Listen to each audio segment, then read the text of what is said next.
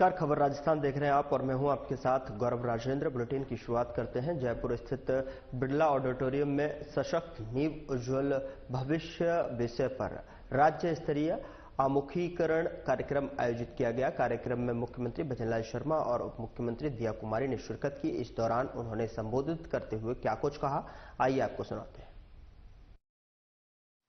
माननीय प्रधानमंत्री श्री नरेंद्र मोदी जी द्वारा देश में महिलाओं की समान भागीदारी की आवश्यकता पर जोर दिया गया, जिसके तहत उनकी शिक्षा, सुरक्षा, रोजगार, उद्यमिता सभी को सशक्त बनाया जा रहा है।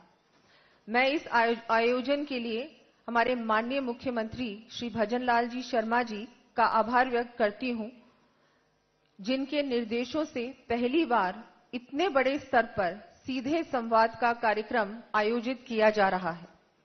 ये आयोजन इस बात का परिचालक है कि माननीय मुख्यमंत्री जी की प्राथमिकताओं में महिलाओं और बच्चों का उत्थान कितना महत्वपूर्ण है। हमारी सरकार ने अपने पहले ही बजट में महिलाओं और बच्चों के संपूर्ण विकास के लिए घोषणा की और उन्हें धरातल पर समय पर लागू भी किया। सिर्फ घोषणा ही नहीं की, लेकिन उन सभी योजनाओं को धरातल पर लागू किया, उसकी सही तरीके से मॉनिटरिंग भी की। और आज आपने देखा, उसी का परिणाम है कि हमारे इतने सारे जो कार्यकर्ता हैं, जो हमारी आंगनबाड़ी कार्यकर्ता हैं, हमारे आईसीडीएस के वहां पर अधिकारी हैं, उनको भी सम्मानित हम आज कर पाए। क्योंकि अगर हम मॉनिटरिंग नहीं करते, योजना को लागू नहीं करते और योजना के सफल जिस तरह से योजना उस डिस्ट्रिक्ट में सफलतापूर्वक लागू हुई है, उसी का परिणाम है कि आज हम लोग ये कार्यक्रम कर पाए। राज्य में 1000 आंगनबाड़ी केंद्र खोले जाने की स्वीकृति दी गई, जिनका संचालन हो गया है। प्रथम चरण में 365 मॉडल आंगनबाड़ी केंद्र तैयार किए गए हैं। गर्भावस्था के दौरान महिलाओं और बच्चों के पोषण को ध्यान में रखते हुए प्रधानमंत्री मातृ वंदन योजना की राशि को बढ़ाकर 6500 किया और दिव्यांग महिलाओं के लिए इसे बढ़ाकर 10,000 किया गया। अमृत आहार योजना में आंगनबाड़ियों में बच्चों को सप्ताह में तीन दिन दूध उपलब्ध करवाया जा रहा है। ये भी बहुत बड़ा कार्य है और इसके लिए भी हमारे माननीय मुख्यमंत्री जी का मैं धन्यवाद देती हूं कि बच्चों के स्वास्थ्य के बारे में सोचा और उनको हफ्ते में 3 बार, अभी तो 3 दिन दे रहे हैं, लेकिन मुझे पूरी आशा है कि आगे हम इसको और भी बढ़ाएंगे, क्योंकि हमारे बच्चे स्वस्थ होंगे तो हमारे प्रदेश का और देश का भविष्य स्वस्थ होगा। बेटियों के सशक्तिकरण के लिए लाडो प्रोत्साहन योजना में बेटी के जन्म पर 1 लाख का सेविंग बॉन्ड देने की योजना शुरू की। महिलाओं के स्वास्थ्य को ध्यान में रखते हुए कालीबाई भील उड़ान योजना के तहत निःशुल्क सैनिटरी नैपकिन उपलब्ध कराए गए। बेटी बचाओ बेटी पढ़ाओ योजना के तहत लिंगानुपात सुधार के लिए पूरे प्रदेश में जन जागरूकता गतिविधियां आयोजित की गई। अब इस योजना के 10 साल पूर्ण हो चुके हैं। इसके लिए राज्य व जिला स्तर पर अनेक गतिविधियां की जाएगी, जिसमें मुझे आशा है कि आप भी अपनी महत्वपूर्ण भूमिका निभाएंगे। ये हमारे प्रधानमंत्री जी का बहुत ही ऐसा अभियान है जो कि मुझे लगता है हम सब लोग इस अभियान से जुड़े हैं, क्योंकि बेटियां हमारे घर में भी हैं, हमारे समाज में हैं, और हम सबकी जिम्मेदारी है कि हम सब मिलकर हमारी बेटियों को भी समान अधिकार दें। जैसा हम हमारे बेटों को शिक्षा देते हैं, बहुत अच्छे स्कूलों में और कॉलेजेस में भेजते हैं, उनके भविष्य के बारे में पहले से ही सोचने लगते हैं, वैसे ही हमारी बेटियों को भी पढ़ाएं और बहुत अच्छी शिक्षा दें और उनके भविष्य के लिए भी अभी से प्लानिंग करें। इसमें जितनी भूमिका सरकार की है, उतनी ही, और मैं तो कहूंगी उससे ज्यादा भी, समाज की है। तो आप सबसे मैं निवेदन करती हूं कि आप सब इस अभियान से जुड़ें और इसकी शुरुआत हमारे घर से करें, क्योंकि हमारे घर से ही इसकी शुरुआत भी होगी। और अगर इस अभियान को सफल बनाना है, हमारे देश को ऐसा एक देश बनाना है जो विकसित तो होगा ही 2047 तक, लेकिन ऐसा एक देश बने जहां पर एक एक बेटी शिक्षित भी हो, सुरक्षित भी हो और आत्मनिर्भर भी हो। तो सभी से निवेदन करती हूं। हमारी सरकार का फोकस अब विमेन डेवलपमेंट के साथ साथ वुमेन लेड डेवलपमेंट पर है। इसलिए महिलाओं को उद्यम प्रोत्साहन हेतु कई योजनाएं संचालित की जा रही हैं। प्रशिक्षण कार्यक्रम आयोजित किए जा रहे हैं। महिला स्वयं सहायता समूहों द्वारा उनके उत्पादकों की बिक्री हेतु अमृता हाट का आयोजन किया जा रहा है। लखपति दीदी, द्रोण दीदी पोषण अभियान के माध्यम से भी महिलाओं को सशक्त और स्वस्थ बनाने की दिशा में कार्य किया जा रहा है। अभी आपको बताया गया, हमारे सोनी साहब ने बताया कि हमारी मरु उड़ान योजना की प्रशंसा पूरे देश भर में हुई है। ये एक ऐसा अभियान है जो कि मैं सोचती हूं इतना महत्वपूर्ण है।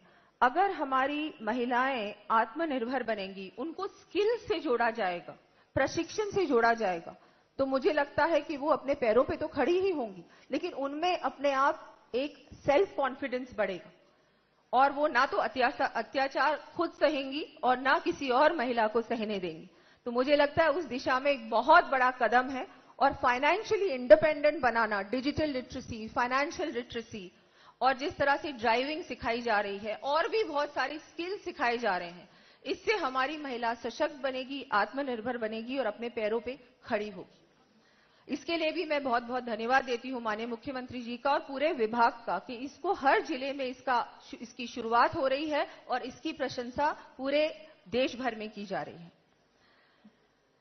माननीय मुख्यमंत्री जी, आपको ये अवगत कराते हुए हर्ष होता है कि राष्ट्रीय पोषण माह सितंबर 2024 में कुल लगभग 1,15,00,000 पोषण जागरूकता गतिविधियां की गई, जिसमें राज्य को चौथा स्थान प्राप्त हुआ।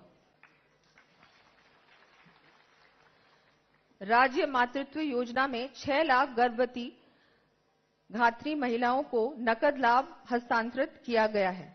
विभाग की पूरक पोषाहार सेवा में क्यूआर कोड स्कैन पर ओटीपी के माध्यम प्राप्ति सुनिश्चित की जा रही है, जो कि अनूठा प्रयोग है। पोषाहार की आपूर्ति के लिए अलग से सॉफ्टवेयर तैयार किया गया है। फेस ऑथेंटिकेशन को लागू किया गया है, जिससे फर्जी लाभार्थी को पोषाहार वितरित ना किया जा सके। मैं विभाग को उनके प्रयासों के लिए बधाई देती हूं। मुझे पूर्ण विश्वास है कि माननीय मुख्यमंत्री जी के नेतृत्व में महिला एवं बाल विकास विभाग महिला उत्थान एवं बाल संरक्षण के लिए निरंतर अग्रसर होगा।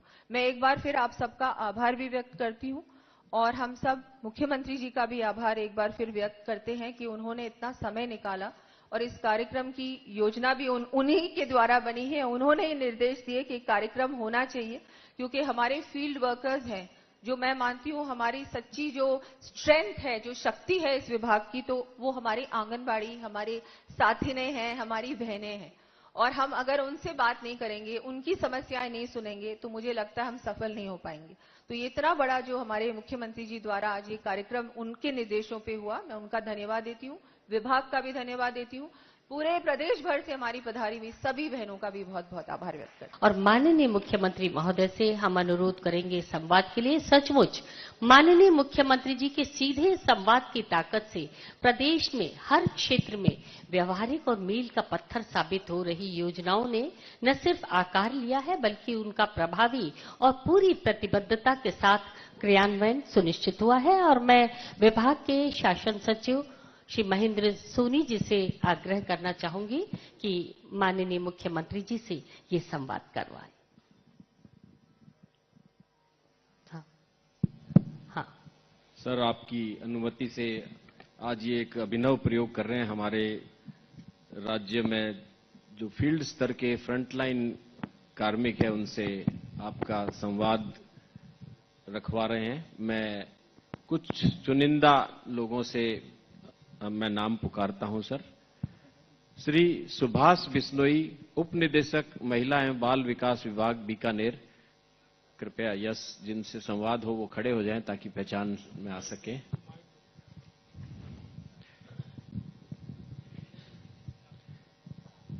नमस्ते सर।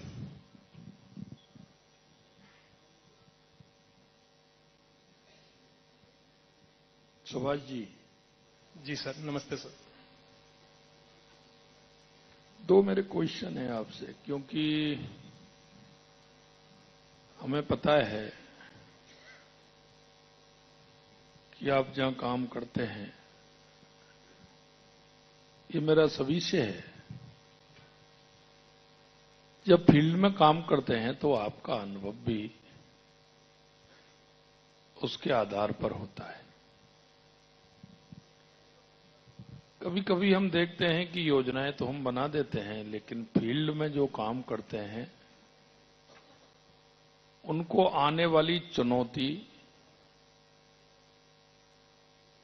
वो उनको अच्छी तरह से पता होता है कि उनको कैसे काम करना है, कौन सा काम ठीक प्रकार से हो रहा है और कौन से में उनको परेशानी आती है।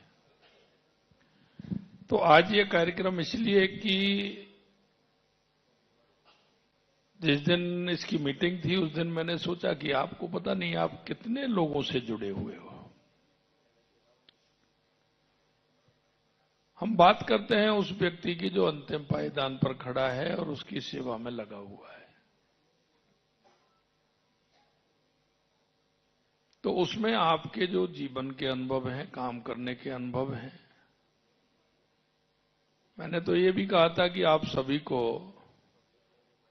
एक एक प्रपत्र छपा करके दिया जाए, उसमें आपके अनुभव जो अच्छा कर सकते हैं और आपकी कठिनाई,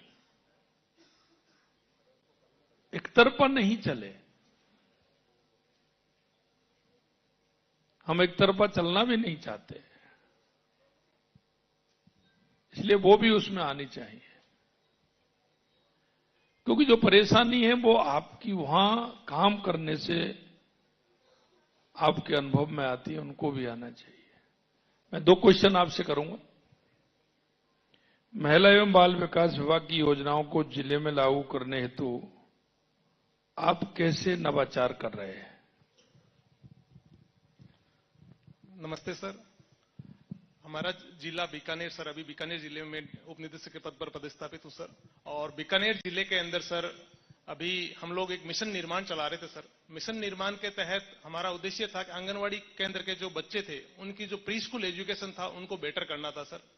इसके लिए जिला प्रशासन के सहयोग से सर हमने जो सबसे पहले जो चीज की वो ये की कि एक रॉकेट लर्निंग एनजीओ वहां चल रहा है सर। रॉकेट लर्निंग एनजीओ के सहयोग से हम लोगों ने सबसे पहले आंगनवाड़ी कार्यकर्ताओं की ट्रेनिंग करवाई और उनका बेसिक एक सर्वे करवाया शुरू में कि उनका लर्निंग लेवल क्या है। और उसके बाद हम लोगों ने उनके लर्निंग लेवल को इंप्रूव करवा के दोबारा उनकी ट्रेनिंग करवाई।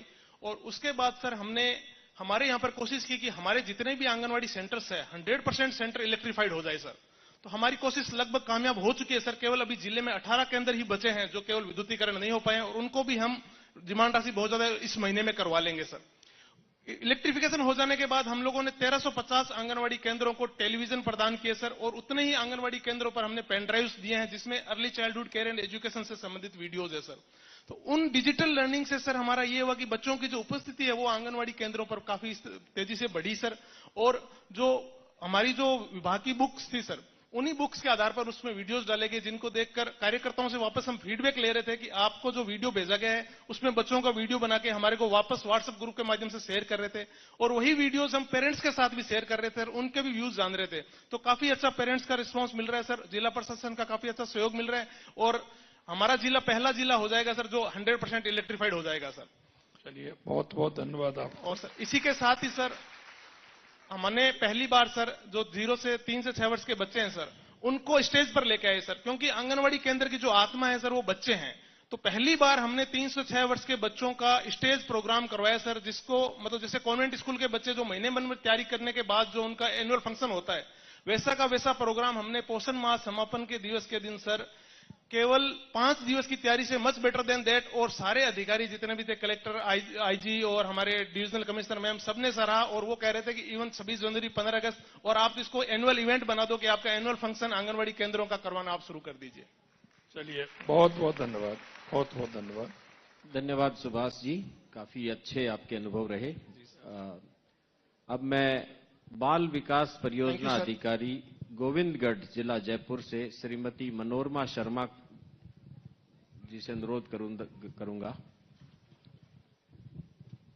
नमस्ते सर। जी नमस्ते। मनोरमा जी, मेरे आपसे आंगनवाड़ी केंद्रों के सही संचालन हेतु आप किस प्रकार से उसकी मॉनिटरिंग करती हैं?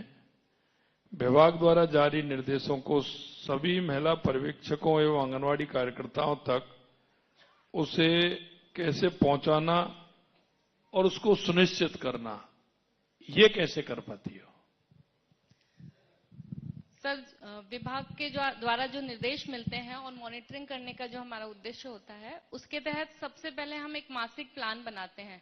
एक सीडीपीओ के लिए महीने में 25 जो विजिट करना होता है वो आवश्यक होता है, तो उसके हिसाब से हम प्लान बनाते हैं और उसके हिसाब से आंगनवाड़ी केंद्रों का औचक निरीक्षण करते हैं। और निरीक्षण 25 जो आपकी विजिट होती हैं वो एक दिन में 2 या 3 होती हैं, एक दिन में एक, कैसे होता है वो? सर, कई ग्राम पंचायत हैं, उनमें 2 से अधिक आंगनवाड़ी होते हैं, तो कोशिश ये करते हैं कि 10 से 2 का समय है, तो एक ग्राम पंचायत में जो 2 या 3 आंगनवाड़ी है उनको कवर कर लिया जाए। बहुत अच्छा। क्योंकि मेरे मन में एक बात आई थी, मुझे पता है आप ग्रास रूट पर काम करते हैं, आप जहां काम करते हैं वहां आपके काम की आवश्यकता है, आप उनके लिए काम करते हैं।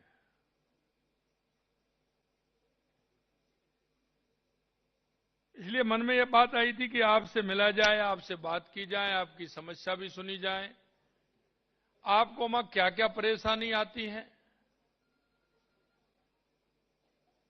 आप किस तरह से वहां हमारी जो नींव है उसको मजबूत करने का काम आप कर रहे हैं। महिला एवं बाल विकास से जुड़ी इस सामूहिकीकरण सेमिनार में आपका स्वागत है। महिला हमारी आधी आबादी है और बच्चे हमारा भविष्य हैं। इन दोनों का विकास बहुत आवश्यक है।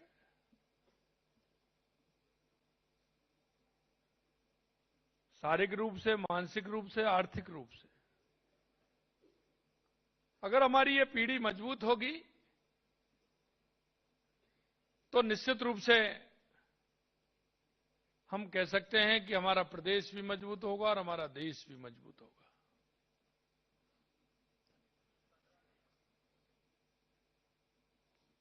आप अगर प्रगति के पथ पर होंगे तो निश्चित रूप से हमारा राजस्थान भी सशक्त राजस्थान होगा, विकसित राजस्थान होगा। महिलाओं के सशक्तिकरण से एक अच्छे परिवार, समाज और एक अच्छे राष्ट्र का विकास भी होता है, और वो आपका अनुभव भी है, क्योंकि आप उस ग्रामीण अंचल से सभी जुड़े हुए हैं जहां परिवारों का विघटन भी देखते हैं, जैसा अभी मैंने पूछा, और परिवारों का समावेश भी देखते हैं, भाईचारा भी देखते हैं। वो दोनों अनुभव आपको होते हैं।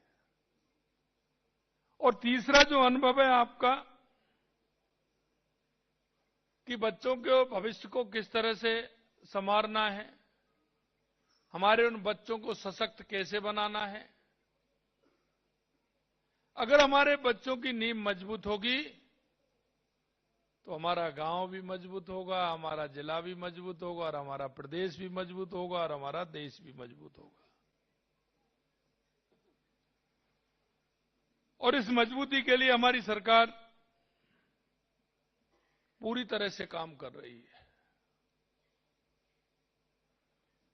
इस सशक्तिकरण में उनका संपूर्ण विकास शामिल है। हमारी माता बहनें स्वस्थ हों, शिक्षित हों, आर्थिक रूप से मजबूत हों, घर एवं समाज में उन्हें उचित सम्मान भी मिले,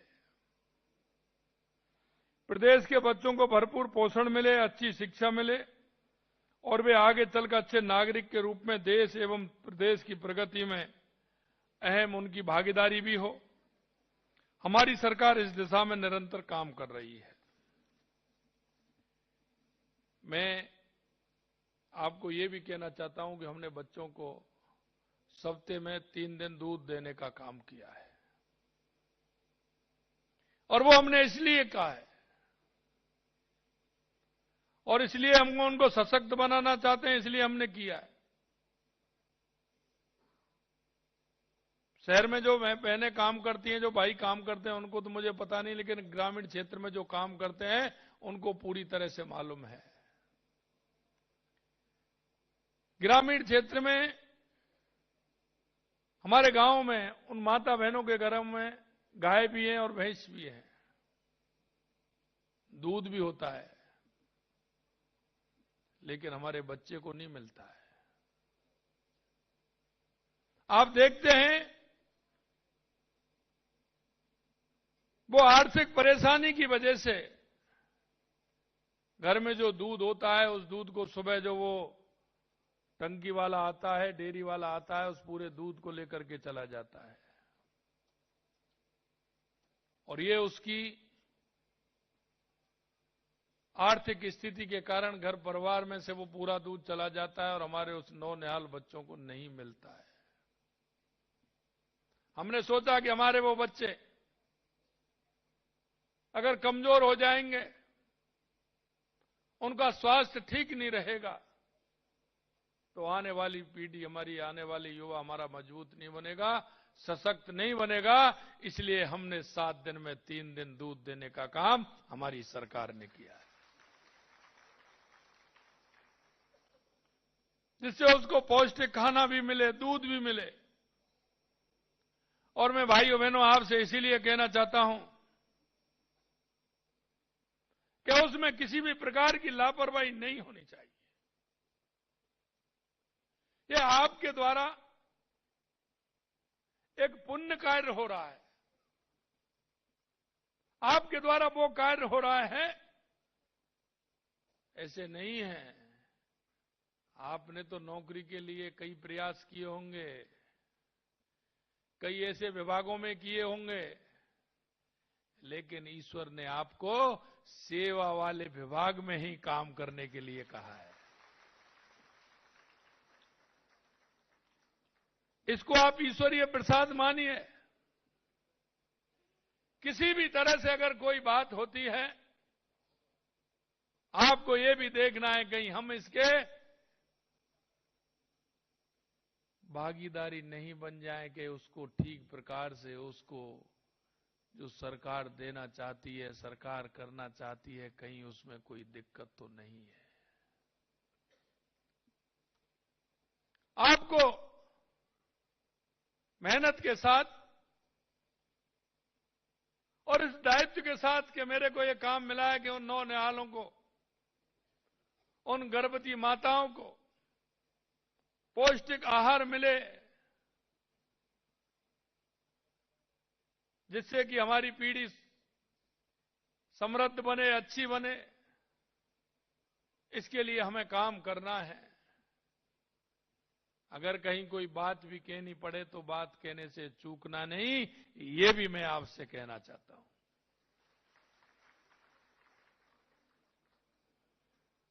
आज इस कार्यक्रम में सम्मानित हुए अधिकारी और कार्मिकों को भी बधाई देना चाहता हूं कि उन्होंने अच्छा काम किया है। और मैंने कहा है कि इस क्षेत्र में काम करने वाली हमारी भाई हो, बहनें हो, आंगन 7 दिन से लेकर के आंगनबाड़ी केंद्र से लेकर के और हमारे अधिकारियों से लेकर के सभी का सम्मान होना चाहिए, जो अच्छे काम करते हैं, बढ़िया काम करते हैं। और मैं इसके साथ साथ में एक और कहता हूं, जो अपनी जिम्मेदारी को ठीक प्रकार से नहीं समझते हैं, मैं वो भी कहता हूं कि उनको भी दंड देने में चूकना नहीं है, चाहे कुछ भी हो। फिलहाल बुलेटिन में इतना ही। नमस्कार।